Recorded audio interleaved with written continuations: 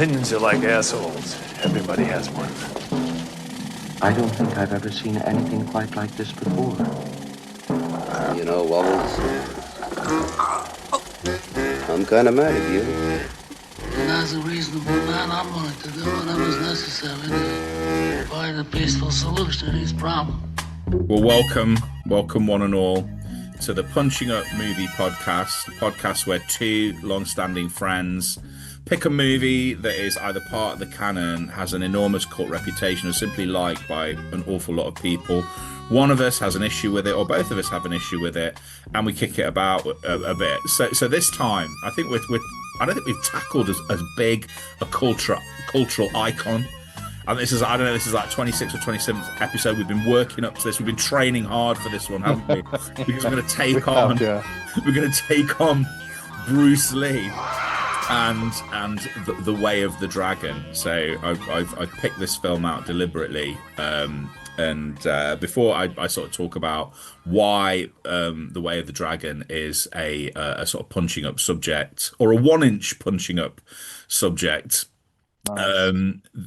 I'll just give you a little bit of background on the film. Not a lot, because you know what needs to be said about Bruce Lee that hasn't been said 1,000 times. So Bruce Lee at this point in his career is a massive star in Hong Kong after having sort of been a nominal star on television in America in The Green Hornet. You didn't feel that was converted into film opportunities that were requisite to his incredible, undeniable martial arts skills. We're not going to kind of attack any of those.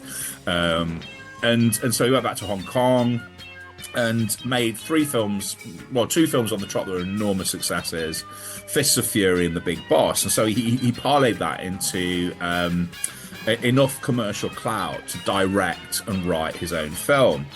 So he set up a production company called Concord Productions, and he wrote this script that was essentially, it was very, very similar plot-wise to films he'd done before, but it was essentially his way of disseminating his martial arts philosophy, woven into the fabric of what on the surface is, sort of straightforward martial arts film.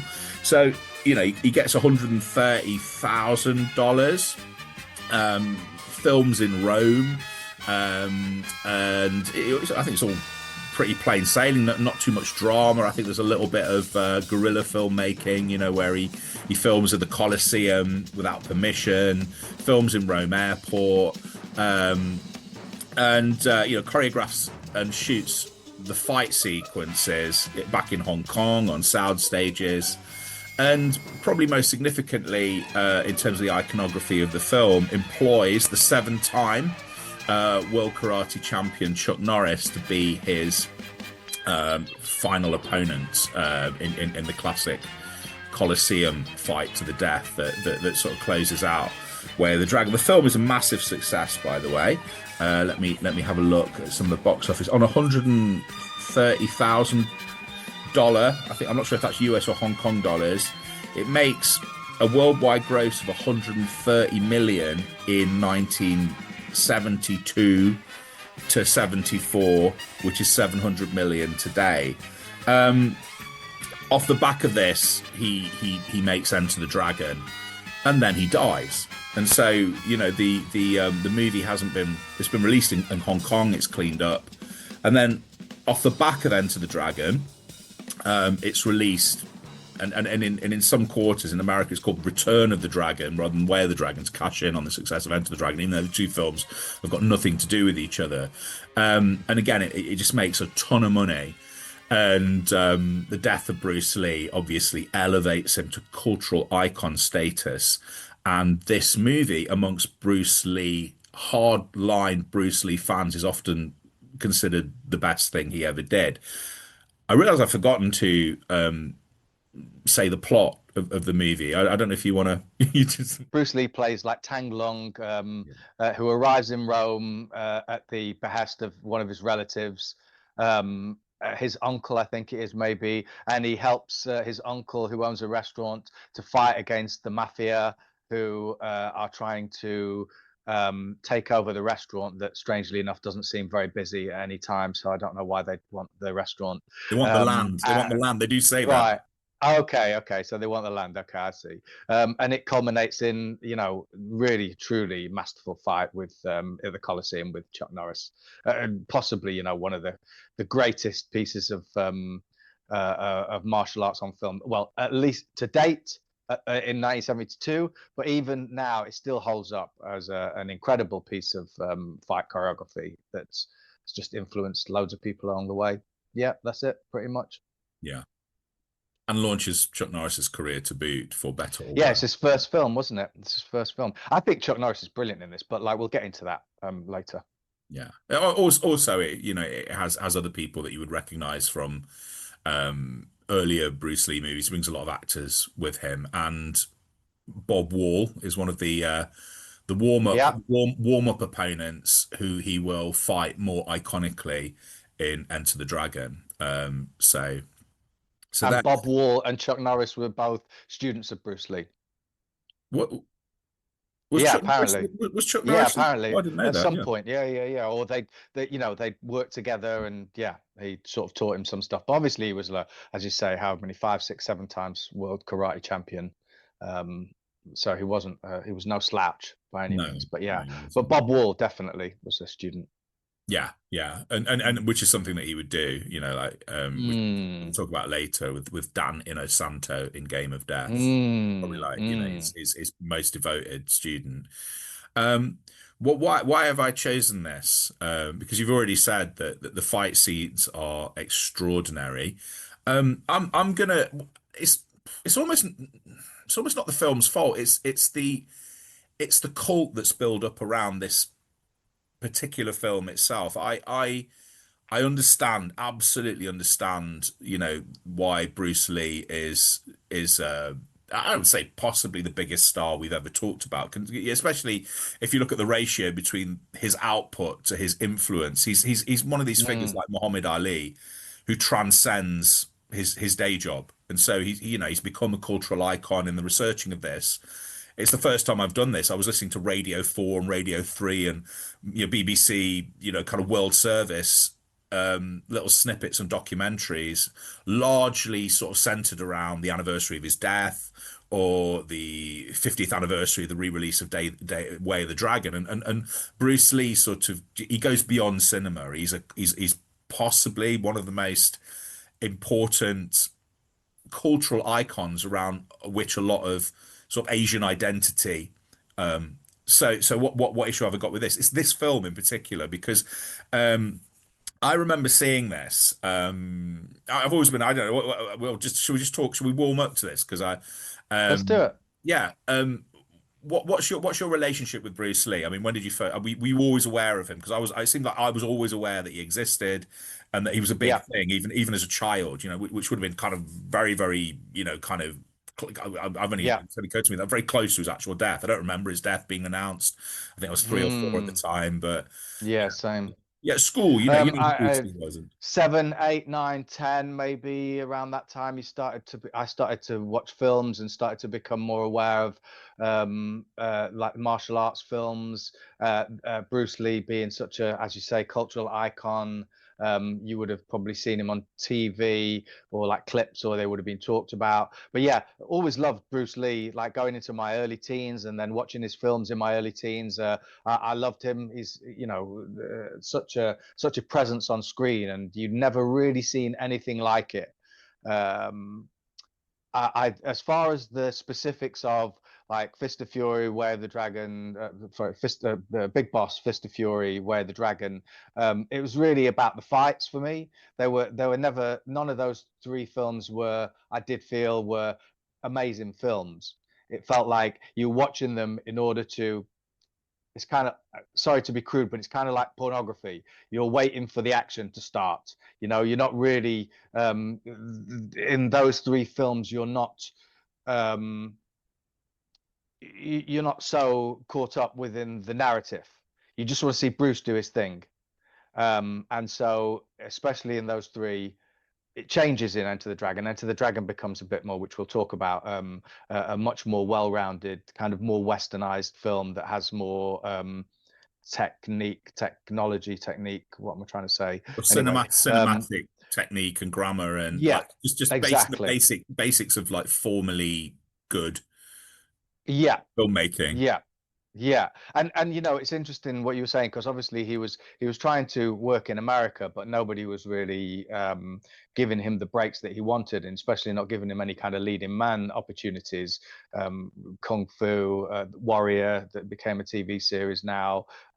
He had lots of ideas and had lots of meetings, but nobody really bought the idea that Chinese could sell a film. So goes back to Hong Kong, makes those two films, has that massive amount of success, as you said, and then is able to direct, write, star, produce, blah blah blah, fight choreograph this Way of the Dragon, which then opens the door for Enter the Dragon, doesn't it really? And interestingly enough, I'm sort of skipping ahead a little bit.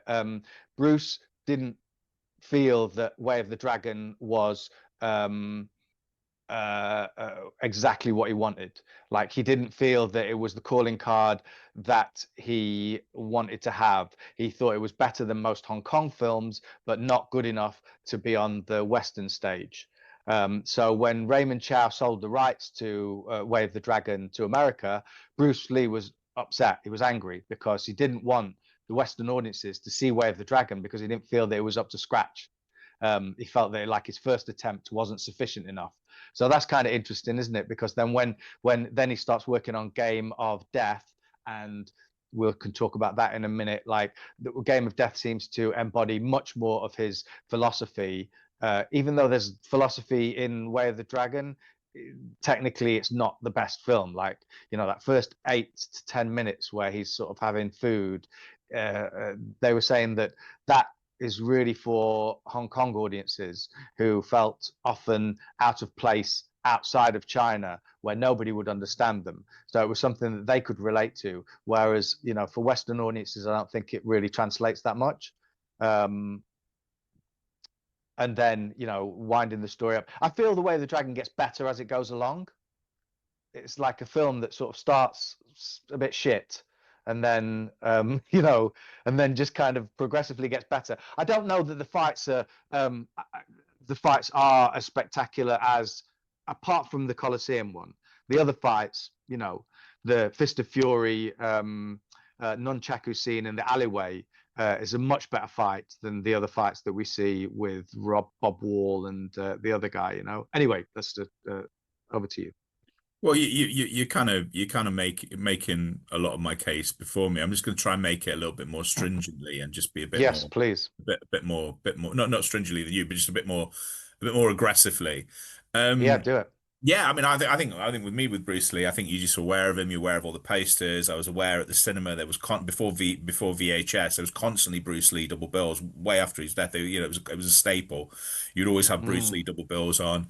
Weirdly enough, I remember seeing a lot of the fights from Enter the Dragon on the children's television series Tiz Wars, which you never do now.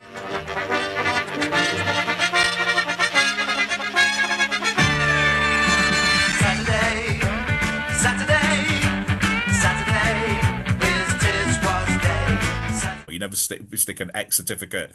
Wow. because they were, because the fights aren't that violent really until you get into the sort of latter stages of that movie. So you'd always see the fight with Sammo Hung, or maybe even a little bit of the cavern fight, which surprised me. But it was the 70s, it was a different time. Yeah. And they could stick a Bruce Lee. Yeah, Jimmy Savile was on TV all the time. Exactly. Then, so it was definitely a different time. The thin end of the wedge, just sticking a Bruce Lee fight on a television. I think I first saw Way of the Dragon in one of those little assembled 16mm things. You could get like real cut down versions of it. I used to do karate. I was really, really bad at it. But one of the one of the sort of cinematic benefits is we just had one of the students, like, we set up a projector in like the dojo where we were staying, and just at the end of a sort of session, he projected basically like a kind of 20-25 minute cut down edit of Way of the Dragons. That's the first time I saw those fights, or edited versions of those fights. I think I saw Enter the Dragon first, really liked it, still like it, love Enter the Dragon. And then eventually when I watched Way of the Dragon, I think I might have watched it at school, again, different era. When I went to school, which is in a sort of, pretty rough part of Nottingham. Our end of term films would be things like First Blood. They would just wheel a video out. They showed First Blood to a bunch of like 14, 15-year-olds. It's over, Johnny. It's over! Nothing is over! Nothing! Breakdance the movie.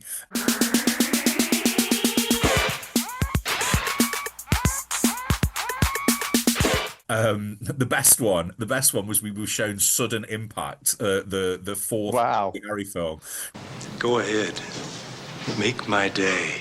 which is offensive. Yeah, so these teachers had come in and they just like put this telly in front of us, sit us in the sports hall, like clear off, as far as I'm aware, whack this sort of VCR in and let us watch this Dirty Harry's probably most contentious movie, because it's essentially a rape revenge film, where Sandra Locke goes around like tracking down all the people that sexually assaulted her sister, shooting them in the nuts and then shooting them in the head. And then Dirty Harry kind of gets involved, that's our school film. School will get shut down for showing that now. But it was so I saw Way of the Dragon. I think even as a 14 or 15-year-old, I thought, yeah, this is a bit ropily made, isn't it? And watching it later, I think this is a really, really clumsy bit of filmmaking, which wouldn't in itself. Oh yeah, the fights are good. The fights are very, very good. Which wouldn't in and of itself get it on the in the punching up crosshairs. What did that was I was listening to a podcast, very, very good podcast, doesn't exist anymore. Well, the episodes are still out there, called the Arrow Video Podcast, which is these two guys, a film director and a special effects makeup guy, talk about movies that are kind of put out by the Arrow distributor, and they don't know what film they're going to get. They're sent it, and they sent Way of the Dragon. And they talked about it like it was the Citizen Kane of martial arts films. It was their favorite Bruce Lee film, almost like a perfect film. And as I was doing a bit of research, I'm going to read you some of the things that are said about this movie. I don't think we're going to disagree too much on this one. So this is from Arrow themselves. It's the blurb advertising their sort of special edition of Way of the Dragon. He only got to complete one film under his deal before his untimely death, but it's arguably his most personal and exciting, The Way of the Dragon. Now, it gets even more like hosanna-y in a minute. This is from the about Bruce Lee. That was an accident. He goes, a cinematic jewel that offers fans a full course experience of Bruce Lee's martial arts philosophy, artistic vision, and storytelling prowess. Way of the Dragon isn't just a film, it's Bruce Lee's manifesto. Right? Can I just give you a couple more? I just want to build a case. Please. This is from Far Out Magazine's 50 Years of the Way of the Dragon. Translating his philosophical beliefs into the very fabric of martial arts film, Way of the Dragon represents Bruce Lee's very best cinematic work, while reflecting his meticulous nature and his ambition as a humble creature. And then it goes on to say, representing the very best of the martial artist, filmmaker, and philosophical thinker, Way of the Dragon undoubtedly remains Bruce Lee's greatest feat of cinema acting as a timeless ode to the cultural legacy of an undisputed icon. You read that, let's say you read that, and you didn't know anything about Way of the Dragon, and you sat down and watched it, and you'd watched, I don't know, let's just say, just watch The Godfather or Citizen Kane, and you just say, what is there something wrong with me? Because the film is technically kind of all over the place. I'd say Bruce Lee's pretty good. He's I'll probably sort of kind of slightly disagree with you on the opening sort of 10 minutes, because I think he is a very good comedian. I think, because his scenes in the restaurant are really, really well done.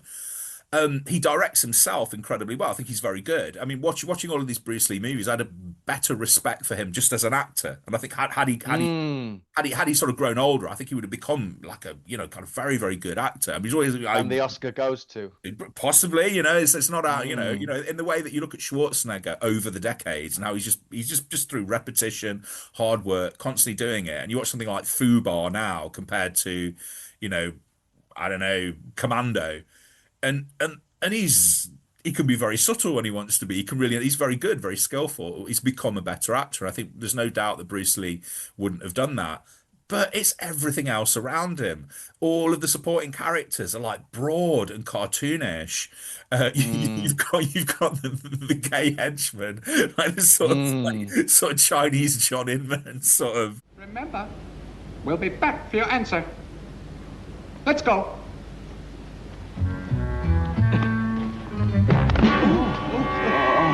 Excuse me.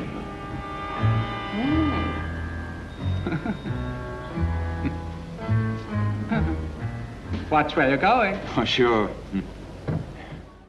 Yeah, just the silly things, just silly choices. Like, they hire these martial arts assassins to kill him, and they turn up in the middle of the countryside dressed in their gis to fight him. Why? Yeah. And it's like, and just when they meet, because they're from different styles, even though they're being paid to do a job, they're constantly fighting each other and have to be constantly broken up, and just.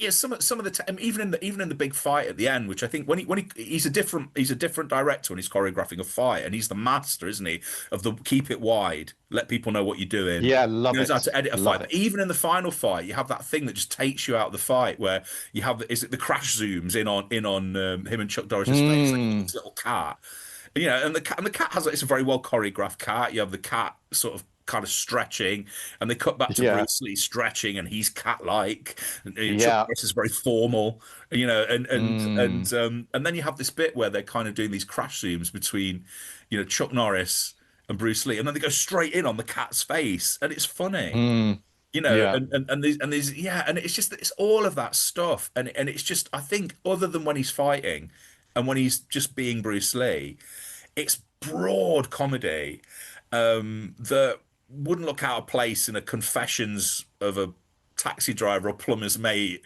The acting's just really, really over the top. It's very badly written. I don't even think he gets that much philosophy in there, to be honest. He doesn't. There's a tiny bit. There's more in Enter the Dragon.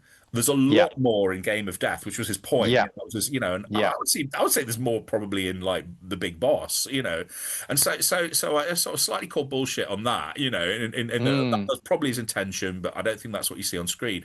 And this is where it's going to get really contentious. Can I even have a pop at the iconic fight with Chuck Norris? Go for it, mate. What issue could I possibly have with that? Brilliantly choreographed fight, but it's the Bruce Lee thing. Certainly, it was my perception of the Bruce Lee thing, where after a certain point in the fight, it's a long fight. Apparently, it was like 45 hours of film for a 10-minute fight sequence. I don't know if that includes the two guys stalking each other, which doesn't make any spatial sense because Chuck Norris. No. But I do quite like that. I do quite like that. That you're sort of slightly stepping into kind of another world, and the sort of. For the first, I say probably like the first couple of minutes of the fight, it's pretty even, isn't he? He just gets put on his backside a couple of times, and then I understand the point. The point is he's fighting formally, and the moment he loosens up and abandons formal style, he starts to win. But not only does he win, the last 2/3 of the fight isn't really a fight. It's Bruce Lee slowly beating Chuck Norris to death, and it's fascinating to watch. But I think I think there's an element of tension that's dissipated because the result from that point is no longer in doubt. Whereas in other Bruce Lee fights, definitely in Game of Death, he takes beatings, doesn't he? And in the fight with Kareem Abdul-Jabbar, there's times when he looks like he's going to lose that fight. And I think even in The Big Boss, it just goes backwards and forwards, doesn't he? And he gets kind of smacked about a bit, gets slashed up a bit. Never looks like he's going to lose a fight and Enter the Dragon, but it's a different movie. It's different. It doesn't matter with that, And so those are my issues with The Way of the Dragon, which I imagine most of them you're going to agree with. Maybe not the Chuck Norris bit. I don't even mind you saying that, mate. I mean, to be honest with you, I didn't. I didn't watch the fight thinking, he's going to win. Now you say that, yeah, sure. they could have made it a little bit more. I think that was one of the things about his philosophy, wasn't it? Bringing in the fact that he was against all the formal fighting, against, his Jeet Kune Do was really about adaptability and flexibility, and less about the sort of formal stances and the formal sort of styles of each singular martial art. So yeah, I mean, it was sort of boring until the end, really. To be not boring, but like the Wei Ping Ao, the gay guy, he's like a famous. He was a famous actor, and he apparently dubbed his own voice into English for the Way of the Dragon, which is kind of interesting. Unicorn Chan, who was one of Bruce Lee's childhood friends, he plays one of the waiters, the waiter who gets knocked out at first in oh no, I'm thinking in Fist of Fury. Sorry, I don't think he was in that. I'm conflating the three. Yeah, all three of those films. I'm bothered about the fights, not bothered about the story. Enter the Dragon, I'm bothered about the whole thing. I think it's a brilliant film, and Game of Death just doesn't even get. We can just talk about that 30 minutes that we saw, the fights, the pagoda fights. Well, the interesting thing in watching in rewatching some of this stuff, I didn't rewatch Fists of Fury. My memory is that of his sort of pre-Enter the Dragon films. That's probably like the best. Yeah, it's the sort of probably like the most beautiful looking, probably the best made technically, and it probably has the best run of fights at the end. Because he's it's got more fighting as far as I remember. Yeah, I always prefer Bruce Lee when he's a bit more Enter the Dragon than Way of the Dragon. I prefer him as a killing machine, and you always have to get that whole thing. I mean, the big boss is just interminable with this whole thing of like, turning up. More or less the same plot, isn't it, as Way of the Dragon? It's the same movie on many levels. Yeah. As he comes from overseas, and this time he's in Thailand, comes from mainland China, not mainland China, like rural Hong Kong, the territories. And he has this promise that he's made. You never find out why, because he's clearly like a highly skilled martial artist, not to fight. So for about 45 minutes of an hour and a half film, he's not fighting. Yeah. Despite the fact people are getting like, kind of matched up left, right, massacred around him, beaten up. Yeah. You think, well, maybe step in, mate. Step in, it's like you're responsible for all of this, and then eventually he steps in, and when he steps in, he's just lethal, and then he sort of crosses over, and just kills loads of people. And that makes me laugh. It's just how bleak some of the end of these movies are. Like Big Boss, it's just the ending is just unbelievably bleak, and just and they have to have that caveat, don't they? That if he kills loads of people, he has to pay for it. So I think the end of Big Boss, he's carted off to jail. And then he doesn't make it to the end of Fist of Fury, does he? Which and he ends in a freeze frame and shot to death. And then in the Way of the Dragon, he seems to he seems to sort of. I mean, he effectively murders Chuck Norris, doesn't he? I mean, I don't know how you in a court of law you would say. I mean, Chuck Norris is no. Fight. Yeah, he does that whole thing, doesn't he? Where he always gives them one opportunity to like stay down, and then when the guy gets up and fights, that's almost like, well, I can kill you now. I can kill you now. That's your, it's your fault. It's your fault. He's like, we don't have to kill him. It's like the guy's completely. You've broken his arm. You've broken his leg. Why do you have to break his neck or choke him out? And the fact that you put your gi over his face and honor him is you need to get out. You need to get out of Hong Kong very, very quickly. You just murder the guy. And so I always find this sort of confused, like to a Westerner, or maybe just those elements, those elements in Bruce Lee movies, which he completely abandons in Enter the Dragon. He is a killing machine, and he's not remotely. He even seems to enjoy it. One of the things that my dad finds really disturbing about Enter the Dragon is the bits where he jumps up, stamps on people's heads, and they have these like close-ups of his face contorting.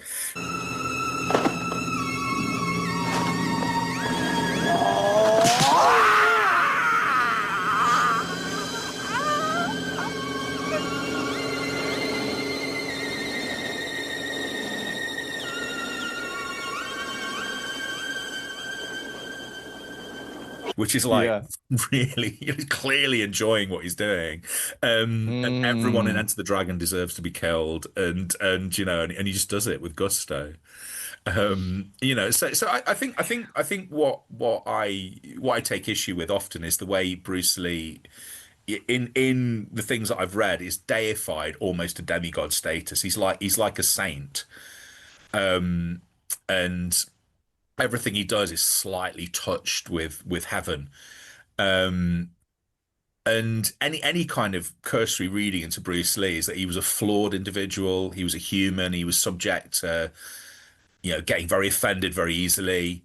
I believe I'm right in saying that when he died, he was in the company of his mistress, not his wife. I remember reading a sort of Steve McQueen biography, and obviously, Steve McQueen was one of Bruce Lee's students, and Steve McQueen saying something that offended Bruce Lee, and he said, and he was driving, and obviously, sort of Steve McQueen was a phenomenal car man. He was a phenomenal driver, and he put his foot down on the accelerator and was driving faster than Bruce Lee could kind of cope with in order to make him calm down, because then if he stopped the car, Bruce Lee probably would have like smacked him about. And I thought, well, that's not this guy that these articles are talking about. These guys are talking about like the kung fu equivalent of a Catholic saint, which he wasn't. I've always taken issue with that. I think, and you don't need that. He was brilliant. He was a human being. He was flawed. He obviously died before his time, and he's not a saint. And these movies aren't these great sort of like kind of Trojan horses of pure philosophy that are these cinematic jewels at the same time. They're kind of they're a lot of them are kind of quite ropily made movies that have brilliant fight sequences, and front and center one of the sort of most charismatic stars has ever been, but they're these kind of mixed bags.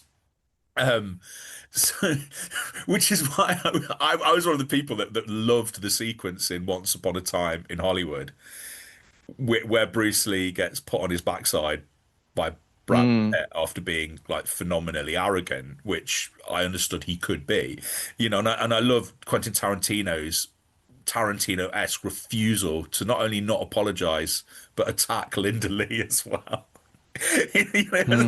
Call her an effing liar, for basically kind of lying about her husband's legacy over the years. So, I just kind of enjoyed that, not because I want to see Bruce Lee put on his backside but because it was more about like just dismantling the sort of demigod status of Bruce Lee. That articles like this kind of overpraise a film that's actually technical, and people that should know better, people that love movies, there just seems to be something that glamours them about Way of the Dragon, and they just don't see this kind of not particularly well-made film with some really, really good fights and a very, very charismatic star who was about to do something much, much better in Enter the Dragon.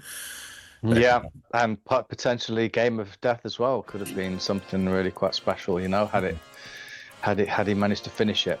Let's talk about Game of Death then. Well, I mean, you saw the 39-minute edit, probably the same clip I did. What are your thoughts? Yeah, I thought it was brilliant, mate. I mean, I haven't seen the film Game of Death for a long time, so I don't know how much of that is in. Obviously, I know Kareem Abdul-Jabbar fight is in it. I don't know how much of that is in it and how much of the previous things are in the... Because it's 3 fights, isn't it, ultimately? It's 3 levels. Well, it's 3 levels that make it into the film. There were 5 in the original script. But film that we saw, like, on we the bottom level, 25 enemies, one of whom was Bolo Young from Dragon. Or Yangtze. It's a weird thing about Bolo Young. It's not his actual name. It's the name of the character in Enter the Dragon, isn't it? So that becomes his actual name. Yeah. It's like someone calling Clint Eastwood Dirty Harry for the rest of his life. It's like Gran Torino starring Dirty Harry. So, but he just seems to have leaned into that and gone with it. And I think that I really enjoyed in the 39-minute clip that we saw them put together. Like, how much of that 39 minutes is actually in Game of Death? Do you know? Hardly any of it. I think it's just the Kareem Abdul-Jabbar fight is the only thing in Game of Death. So there's no Dan and Inosanto or No, that was I think that was considered lost footage for a long while, and then it was Oh, okay, I see. and you didn't see the fight with the Korean. Yeah, Korean master. yeah. I loved it, mate. I loved it. I loved the relationship between the three guys, Bruce and his two mates, James Tien, who was in Fist of Fury, and Big Boss.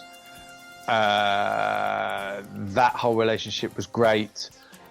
It just, I mean, it felt like what a shame it never got finished by Bruce Lee, and that it got turned into this kind of joke of a film, really, that has some incredible fight sequences in it, but ultimately is just an exploitation of a dead man and his fame, But yeah, I loved it. Really, really loved the fights. I thought were brilliant. I liked the levels up. I liked the going up. It just felt, This is the original. It's games, isn't it? It's there was the Kung Fu game. I don't know if you remember on the arcade. It had the different levels. It was basically based on Game of Death, right? It was in a pagoda, and you fought like better and better bosses, and then they used that as a. I mean, Kotaku, which is like a game website, they trace the name boss in video games back to the big boss, which is kind of interesting. And then obviously Game of Death, which is more of a solidified version of what the bosses are in computer games. They get progressively harder, don't they? Mm. And I feel like you, and I love that edit of Game of Death. I think Bruce Lee, just as an actor and a fighter, is terrific in that. Brilliant. But also I think he corrects. Probably didn't feel there was anything to correct in his brain, but from a fan's point of view, he corrects the kind of one-sided nature of the fight with Chuck Norris, in that he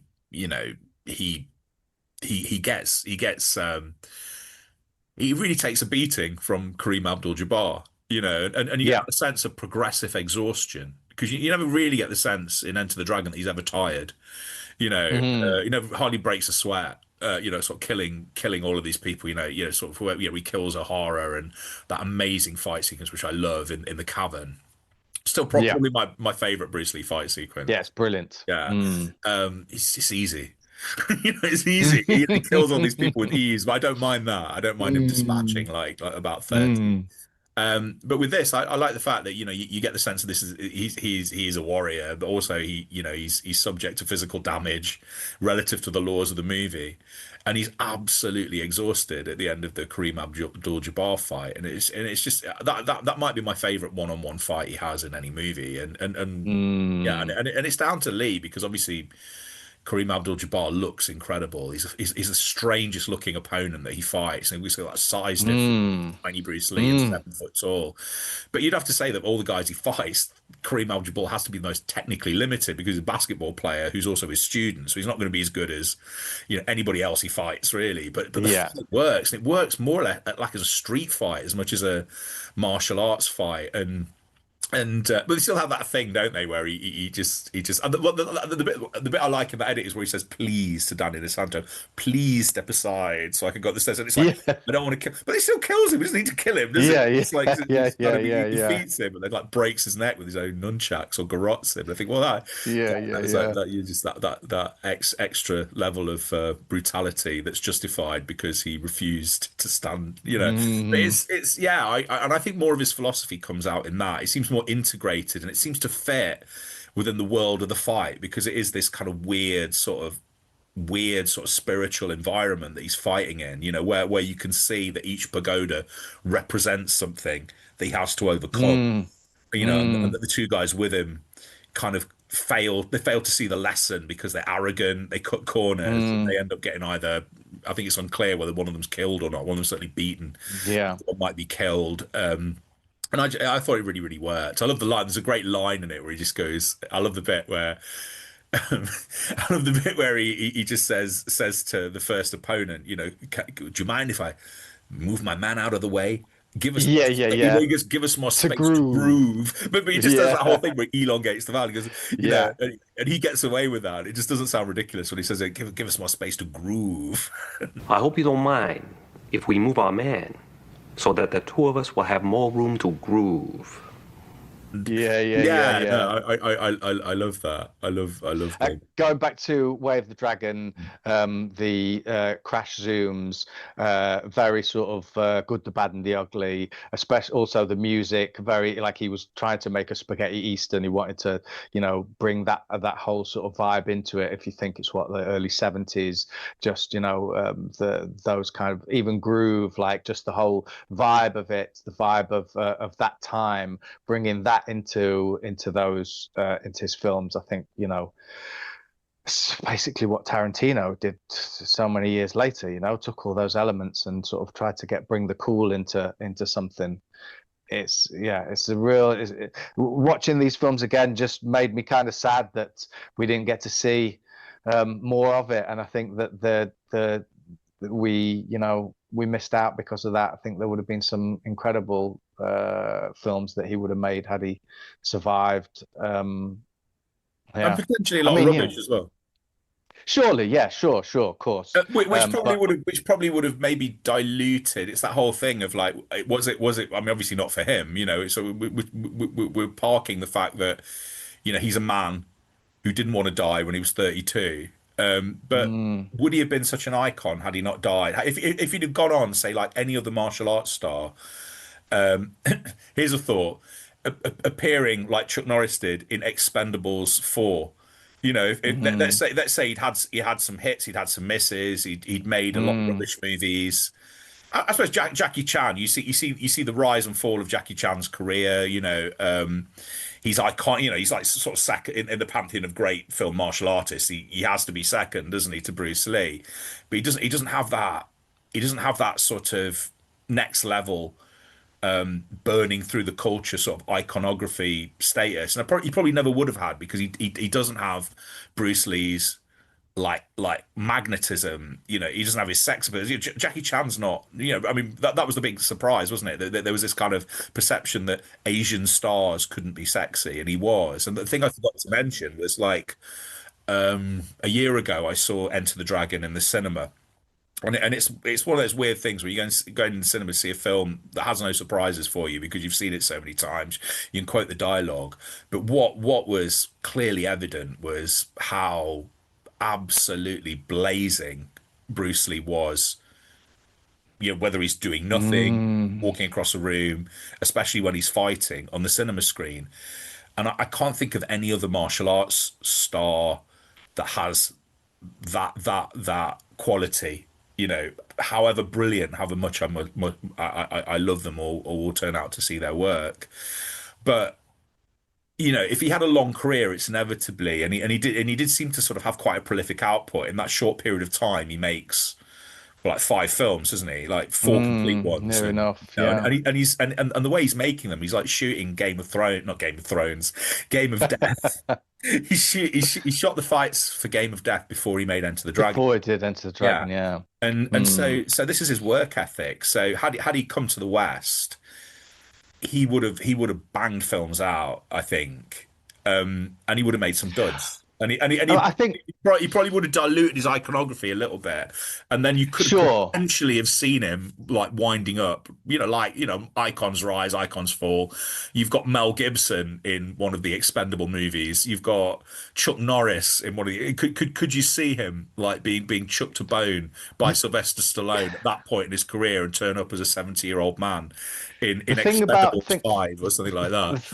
The thing about Bruce, though, is that even in that time, if you think about like the interviews that he gave, he studied philosophy, like he was into philosophy. So when he's talking, he's already creating this. I'm not saying enigma. This incredible sort of character, this star that no other martial artists have had the opportunity to do that. No other martial artists have as just what you said, like the sex appeal, the raw sort of magnetism, there are martial arts stars who have star power, but nobody has been like Bruce Lee. Like nobody has had those elements. So I think that even if he had, obviously he's going to do shit movies. If he's still, you know, he would do a bunch of great ones and then a bunch of shit ones. But like, you know, like Nick Cage, you know, half his films are shit and half his films are amazing. He's still considered like an incredible actor, right, by most people, even though he had that sort of time. And maybe Bruce Lee would have probably gone through that.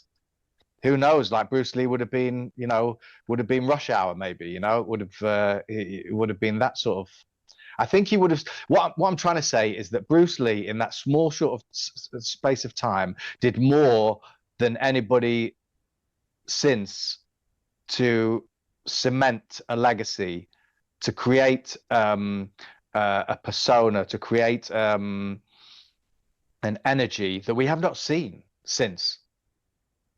No, and so even if he did shit, I think that he would have retained, I think, a massive amount of that legend. No, I agree with you, and I think the Nicolas Cage comparison is inspired actually because because there's a cult of Nicolas Cage that will excuse mountains of garbage for a surfer or a Mandy, or which he'll always come back to. He just has that thing where he seems to find the most wild and eccentric material that suits him, or someone will bring it to him.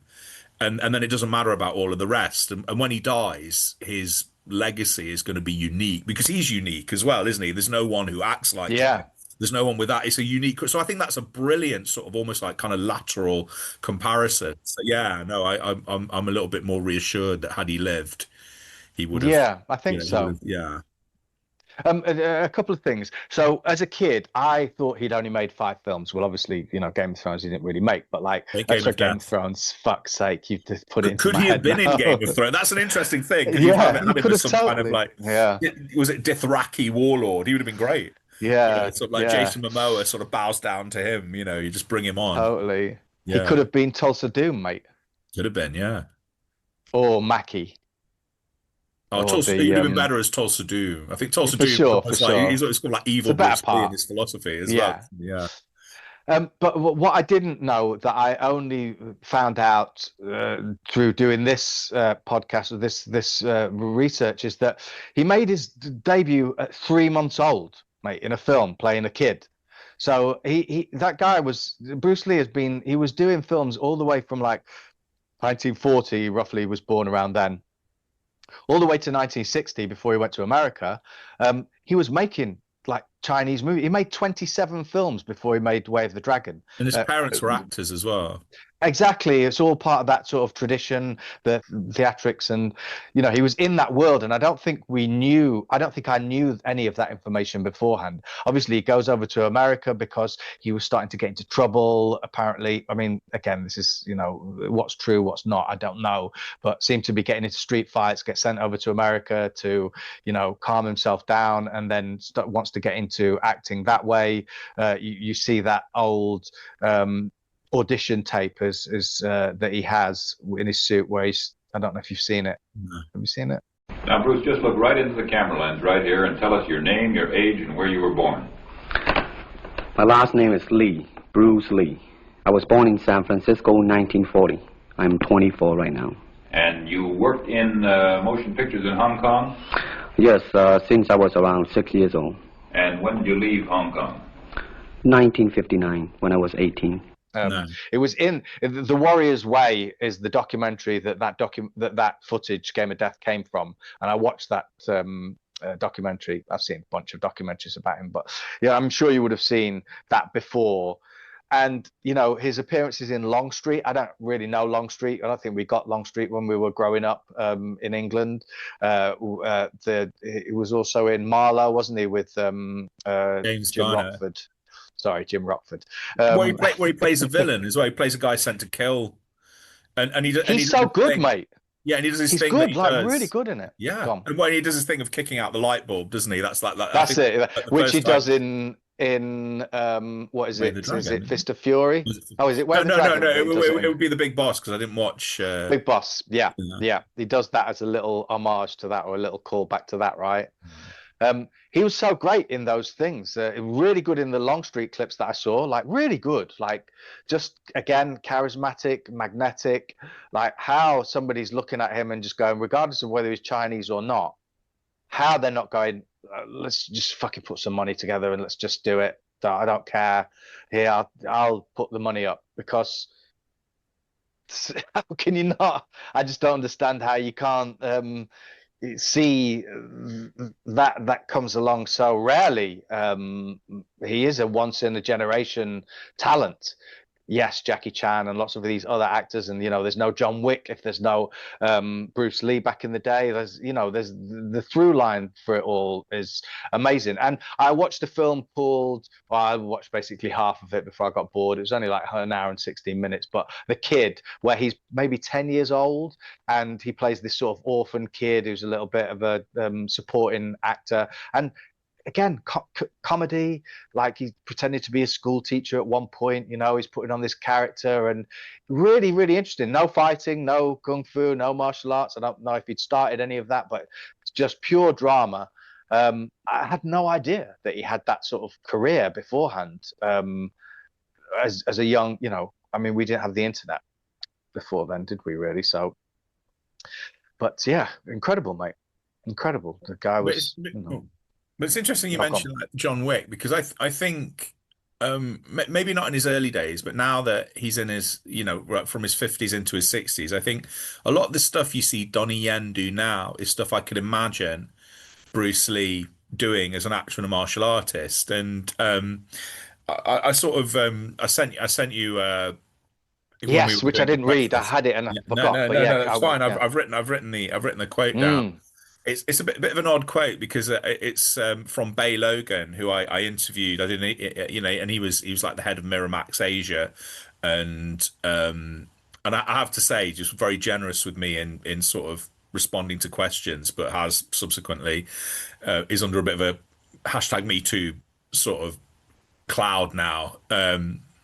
But I asked him about Bruce Lee. I asked him if what do you think the legacy of Bruce Lee was, and I said, do you think he would avoid the martial arts ghetto of programs like Martial Law and Walker Texas Ranger, and this is what he wrote back to me. He says Bruce Lee had lived, I'm sure he would have focused on Hollywood features. We'd have seen him lend his talents to all the major American movie genres, including cop movies, westerns, maybe even science fiction. Bruce Lee as Obi-Wan ? And so I thought about that, and I think this interview, I remember this interview was probably like 2000 or something like that. And you kind of see an iteration of that with Donnie Yen in Rogue One, as the blind warrior monk, and you think, well, that's the closest we've got to say Bruce Lee being in a Star Wars movie, and it would have worked beautifully. And I think what Donnie Yen, the Ip Man movies, the Ip Man movies that Donnie Yen does is like most successful franchise, feature like an actor playing Bruce Lee, because Ip Man like was said to have like taught him for a while, and there was some kind of connection between the two of them. But you could see Bruce Lee as he gets older, kind of taking a role like Ip Man.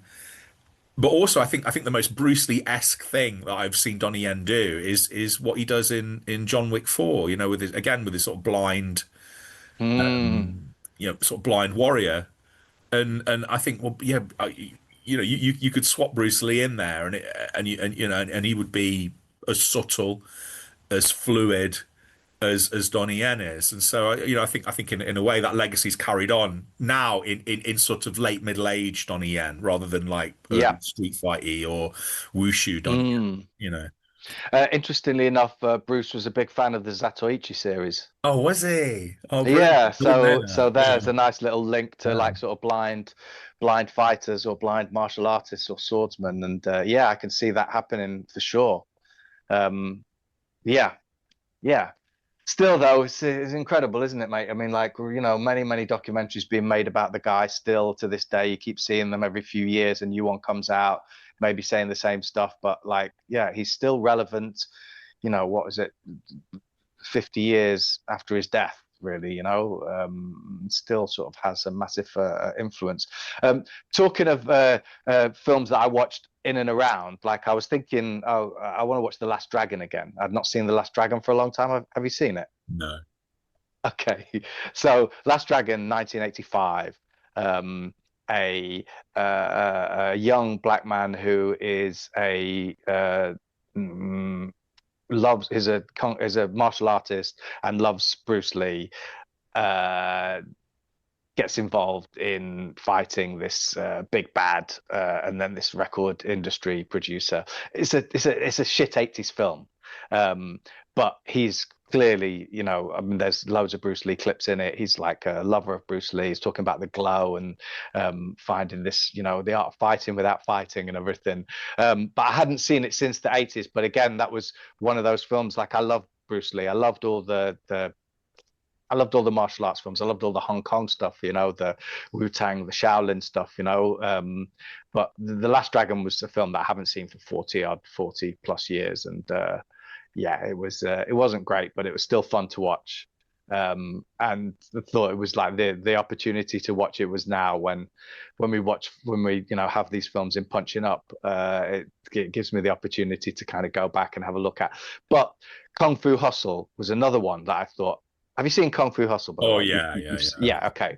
I haven't seen Kung Fu Hustle for 20 years. It came out in 2004, I think. I saw it a few times around that time and haven't seen it for ages and rewatched it. And, 5 stars, mate. I mean, I can't. It's such a brilliant film. And again, massively influenced by Bruce Lee. And there's even a bit in the cab with, pointing, come here, doing his nose sort of business, and also Yuen Wah, who plays the landlord, was in Fist of Fury as a Japanese stuntman. He was in The Way of the Dragon as a stuntman.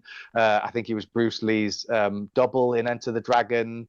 So again, this lovely little bit of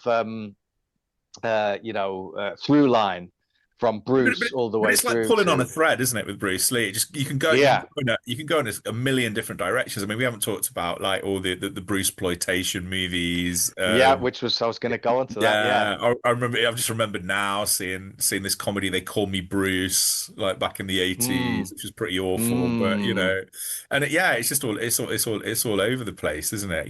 And you've had a couple of Bruce Lee kind of biopics and TV series and stuff like that. Yeah, and also, I mean, that was one of the things that I was reminded of listening to some of the sort of Radio 4 little pieces on the re-release of Enter the Dragon, was the effect, the crossover effect that he had on urban black culture. The fact that black people love Bruce Lee movies, especially American black men. In the 70s, and then in the Enter the Dragon, he sort of platforms Jim Kelly. Yeah, and then Kareem Abdul-Jabbar's like effectively his last opponent, and then this is part and parcel of the sort of relationship between sort of martial arts culture and hip hop, which exists to this day and is best exemplified by anything the Wu-Tang Clan do. RZA, yeah, for sure.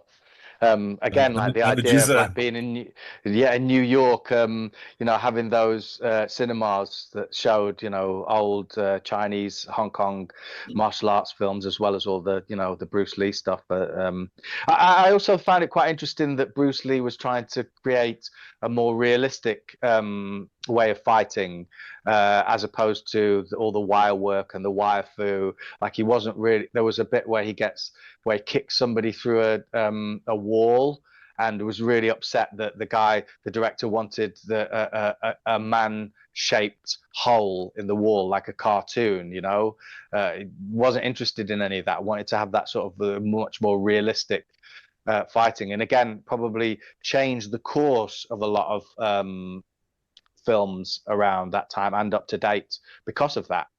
Had we not had that, we may not have, John Wick. John Wick is like, it's, even though it's set in a kind of semi mythological world, it feels like the fights are real. You don't feel like you're crouching tiger, jumping trees from here to there, which is all wonderful and it all has its place and everything. But yeah, great Very nice. Well, we came to bury Bruce Lee, but we ended up praising him. Yeah, you can't help it, mate. How can you help that? I mean... another punching up failure. Wah, wah, wah. We were never going to beat Bruce Lee. It was never going to happen. We're just, whatever films we choose, mate, we're always going to be charmed by something about them, aren't we, really? Which I love. Yeah. We were fools. So this time, we're going to stay down. Bruce Lee beckons us not to get up. We're going to stay down and avoid getting on. Yeah, I don't want to be snapped. killed, mate. Yeah, it's okay. You can go up the stairs, Bruce. It's all good. Is that it then? Have you got anything else to say, or are we done? No. It's the style of podcasting without podcasting. Yeah. We don't even know what we're doing next, do we? But we don't know what we're doing anyway, mate. We never know what we're doing. It doesn't matter. It's just we need to be fluid. We need to be more like the water. Exactly. That's what we are, like the water. And then, we have 1, 2, 3 listeners every 3 months when we release a podcast. And so that's all good.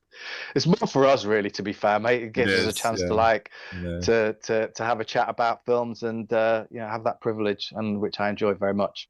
But hopefully we can annoy. We've done enough to annoy armies of Bruce Lee fans who can, boost our our negative, our thumbs down count.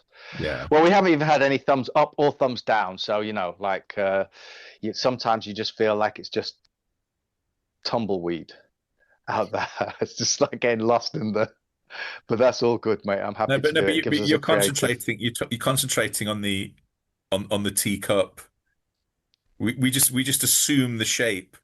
Yeah, we exactly. Are, and that is what we are. Yeah. There we go.